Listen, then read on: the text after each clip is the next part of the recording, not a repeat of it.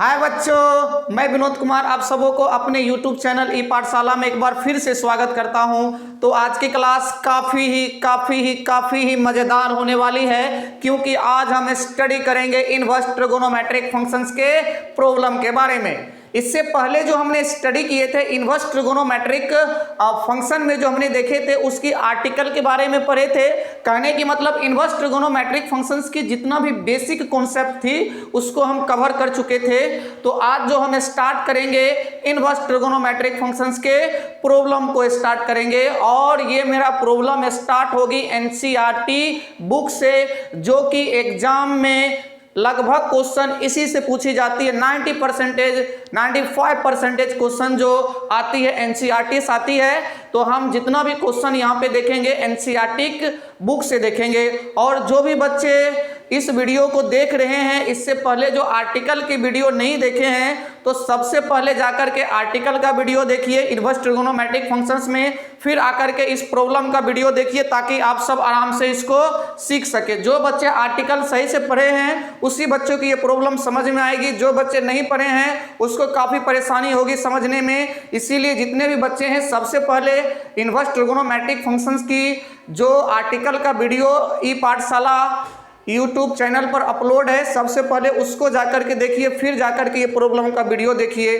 जितना भी video upload है आपको प्ले लिस्ट में निश्चित ही मिल जाएगी। प्ले लिस्ट में जाइए, मैथमेटिक्स का सभी आर्टिकल का वीडियो आपको मिलेगी। तो वहाँ पे जाकर के पहले उसको देखिए, तब ये प्रॉब्लम की वीडियो देखिए, ताकि आप अच्छी तरह से इसको समझ सके और एग्जाम में अच्छा से अच्छा मार्क्स कर सके।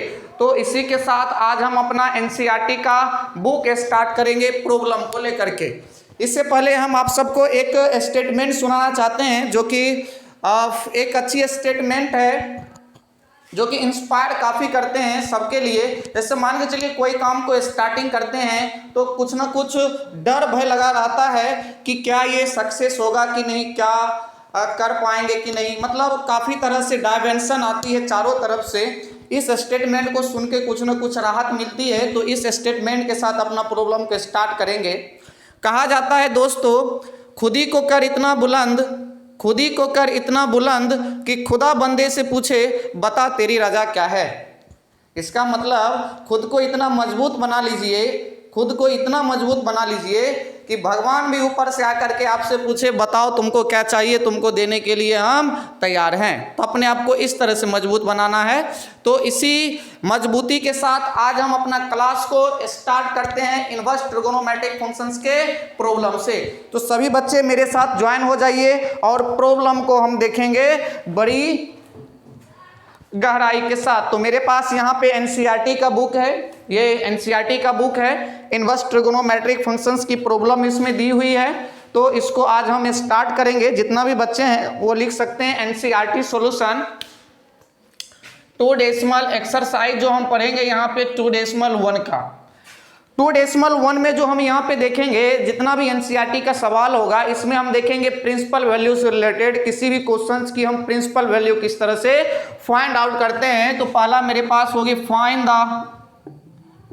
Find the principal value. तो हम क्या करेंगे, जितना भी इनवर्स ट्रिगोनोमेट्रिक फंक्शंस होगी सबका प्रिंसिपल वैल्यू निकालेंगे। ये किस तरह से निकाली जाती है सबसे पहले यहाँ से देखिए ध्यान से सभी बच्चे। और जो भी बच्चे इस प्रॉब्लम को सीखना चाहते हैं, एक बार फिर से बता रहे हैं, जा करके आर्टिकल देखिए। इसी आर्टिकल से बेस जितना भी हम प्रॉब्लम पढ़ेंगे उसी आर्टिकल से बेस होगा। इसीलिए सबसे पहले आर्टिकल देखिए, फिर उसके बाद आकर के इस प्रॉब्लम का वीडियो देखिए सभी बच्चे। तो आइए हम स्टार्ट करते हैं। पहला एनसीईआरटी का सवाल मेरे पास दिया हुआ है। पहला नंबर यहाँ पे दी हुई है, first number sine inverse minus half दिया हुआ है। क्या है मेरे पास, साइन इनवर्स माइनस हाफ है। इस साइन इनवर्स माइनस हाफ की जो हमको निकालना है प्रिंसिपल वैल्यू फाइंड आउट करना है। सभी बच्चे आर्टिकल में जाइए। आर्टिकल नंबर फर्स्ट मैंने आप सबको बताए थे, याद कीजिए सभी बच्चे। वहां पे मैंने क्या बताए थे, साइन इनवर्स माइनस थीटा या साइन इनवर्स माइनस एक्स बताए होंगे इस तरह से। साइन इनवर्स माइनस एक्स बराबर होती है माइनस साइन इनवर्स एक्स। क्या होती है, माइनस साइन इनवर्स एक्स। और साइन इनवर्स का मैंने रेंज भी बताए थे, आप सब याद कीजिए। साइन इनवर्स x है तो इसकी रेंज जो बिलोंग्स करती है वो क्लोज इंटरवल -π/2 से π/2 के बीच में क्या करती है, इसकी रेंज होती है। कहने की मतलब जितना भी साइन इनवर्स के मान निकलेगी यहाँ पे इस रेंज में होना चाहिए, -π/2 और π/2 के बीच में होना चाहिए। ये सब मैंने पहले की वीडियो में देख चुके हैं, बार बार बोलते हैं जाके पहले का वीडियो देखिए तब इसको देखिए समझ में आएगी। तो साइन इनवर्स -½ का हम क्या निकालेंगे, प्रिंसिपल वैल्यू। तो मैंने बताए थे आर्टिकल नंबर 1 में जाके देखना है। साइन इनवर्स -x बराबर होती है साइन इनवर्स x। तो यहाँ पे हम क्या देखते हैं, साइन इनवर्स -½ है तो ये साइन इनवर्स के लिए ये -½ क्या है, थीटा है। उसमें भी थीटा किस में है, माइनस में है। तो इसको क्या हम लिख सकते हैं, minus sine inverse theta. Theta आपके पास क्या है, ½ है। तो मैंने लिख दिए इस फॉर्मूला से, इस आर्टिकल्स के अनुसार माइनस साइन इनवर्स 1/2। तो यहाँ पे क्या हम लिख सकते हैं, माइनस साइन इनवर्स। अब ये साइन कितना डिग्री का मान है, ये ½ 30 डिग्री की। साइन 30 डिग्री की मान कितनी होती है, ½ होती है। तो यहाँ साइन 30 डिग्री को क्या हम रेडियन में, जब भी यहाँ पे मान हम लिखेंगे सबका मान किस में लिखेंगे, रेडियन में लिखेंगे। साइन 30 डिग्री को रेडियन में हम क्या कहते हैं, π/6 कहते हैं। अब ये आपका साइन से साइन इनवर्स कट जाती है। ये मैंने पहला वीडियो में बताए थे, सभी बच्चे याद कीजिए। पहला वीडियो में मैंने इस तरह से बताए होंगे, साइन जो है साइन इनवर्स से कटती है तो x बचती है, टैन इनवर्स टैन से कटती है तो क्या बचती है, x बनती है।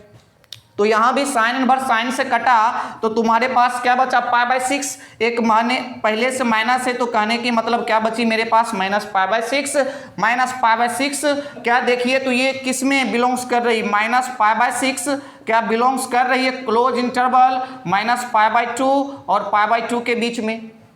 -π/6 बिलोंग्स कर रही है -π/2 और π/2 के बीच में। कहने का मतलब -90 डिग्री और +90 डिग्री के बीच में क्या -30 डिग्री है। तो हम कह सकते हैं कि -π/6 इस रेंज में है। तो यहाँ पर जब इस रेंज में है तो साइन इनवर्स -½ की जो यहाँ पे निकली है प्रिंसिपल वैल्यू आपके पास कितना निकल गई, -π/6। ये इसकी क्या हो गई, एग्जैक्टली आंसर हो गई। तो जितना भी क्वेश्चन है सभी क्वेश्चंस को हम इसी तरह से डील करेंगे। तो जितना भी बच्चे हैं इसको फटाफट नोट डाउन कर लीजिए। अब आगे की हम सवाल देखते हैं, क्विकली इसको नोट डाउन कर लीजिए सभी बच्चे, स्क्रीनशॉट लीजिए।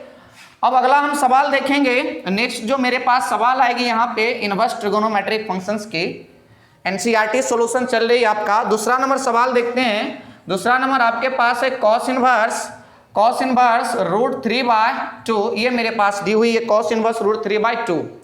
तो कॉस इनवर्स √3/2 यहाँ पे, अब यहाँ पे कॉस इनवर्स √3/2 का प्रिंसिपल वैल्यू हमको चाहिए तो डायरेक्ट इसको हम निकालेंगे।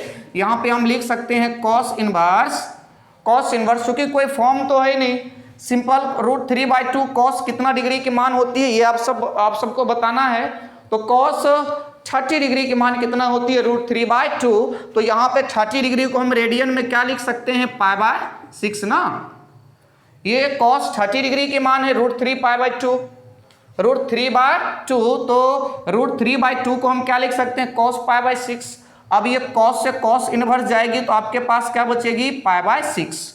अब cos इनवर्स का हमने रेंज बताए थे, cos इनवर्स x बराबर x जो बिलोंग्स करती थी किस में करती थी, आप सब बच्चे बताइए। ये करती थी 0 से π के बीच में। cos इनवर्स की रेंज क्या, ये π/6 बिलोंग्स कर रही है 0 और 180 डिग्री के बीच में। π/6 करने की मतलब 30 डिग्री 0 और 180 डिग्री के बीच में है। तो ये इसकी क्या हो जाएगी, π/6 इसकी क्या हो जाएगी, प्रिंसिपल वैल्यू आ जाएगी।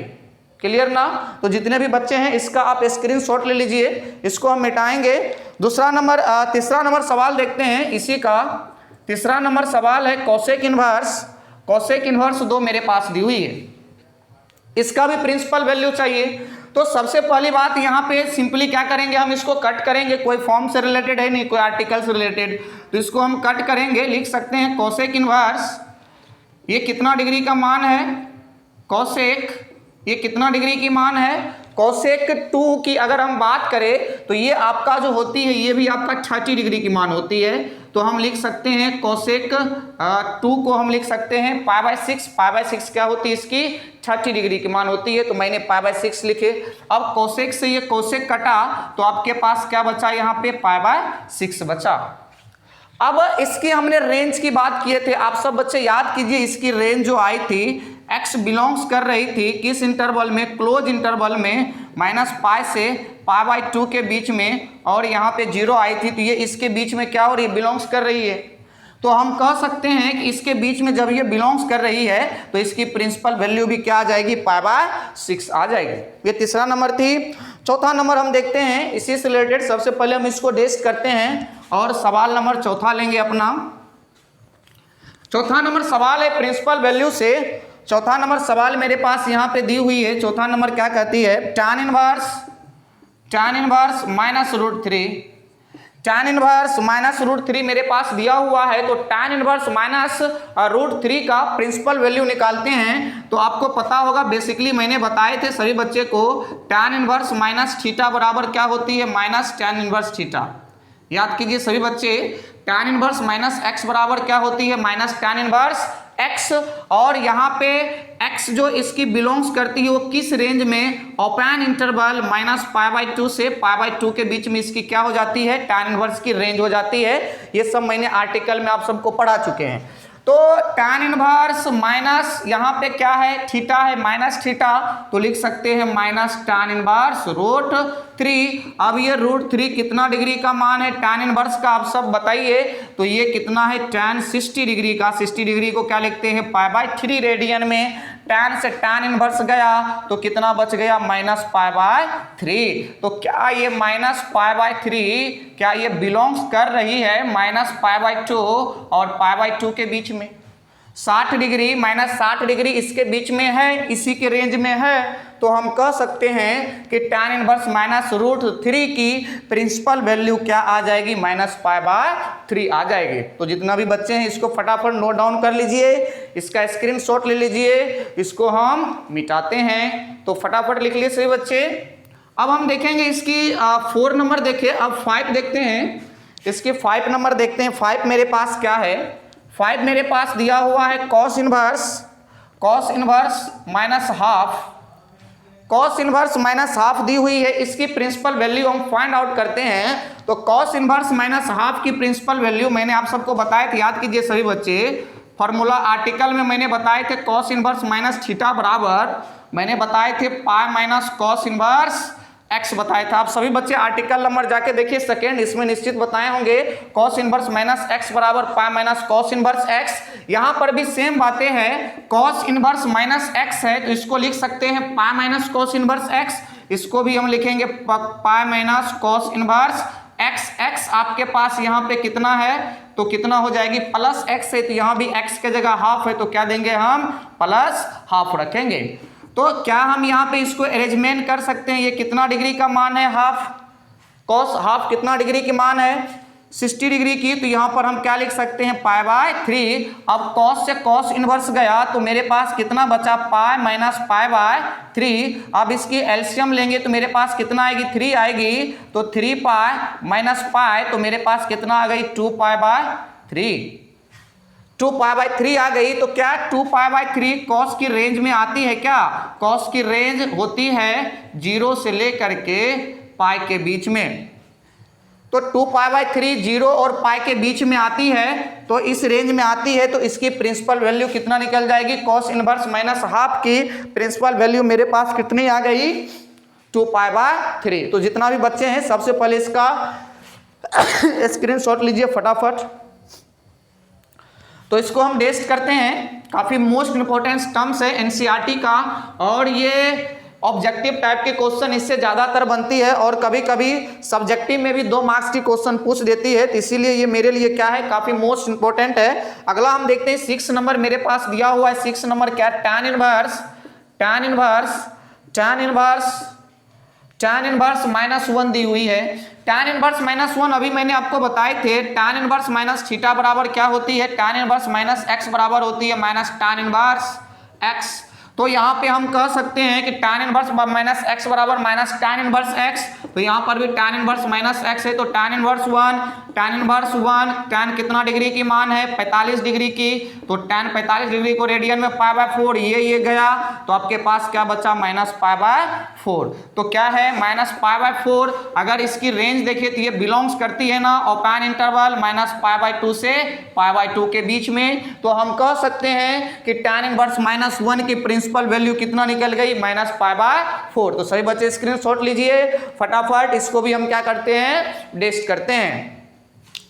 तो अगला हम देखेंगे नेक्स्ट मेरे पास क्या है, नेक्स्ट मेरे पास यहाँ पे दिया हुआ है 6 नंबर का। देखिए अब 7 नंबर का देखते हैं। 7 मेरे पास क्या है, 7 मेरे पास है सेक इनवर्स 2/√3, सेक इनवर्स 2/√3 मेरे पास दिया हुआ, इसका मान फाइंड आउट करते हैं। सेक इनवर्स 2/√3 है, तो सेक से सेक इनवर्स को हम क्या कर सकते हैं कट कर सकते हैं। 2/√3 ये किसकी मान है, सेक का कितना डिग्री का मान है, आप सब बच्चे बता सकते हैं। ये किसकी अपोजिट होती है कॉस का, तो कहने की मतलब ये 2/√3। अच्छा ये बताइए कॉस, अगर बेसिकली याद रखना है 3/2 कॉस कितना डिग्री की मान होती है, बेसिकली हम समझे 30 डिग्री की। अगर इसका सेक निकाले 2 कितना हो जाएगी √3, तो हम कह सकते हैं कि सेक ये कितना डिग्री की मान है, सेक ये आपका कितना डिग्री की मान है 30 डिग्री की मान है। सेक से सेक इनवर्स गया तो आपके पास क्या बच गई यहाँ पे π/6, ये इसकी क्या आ जाएगी प्रिंसिपल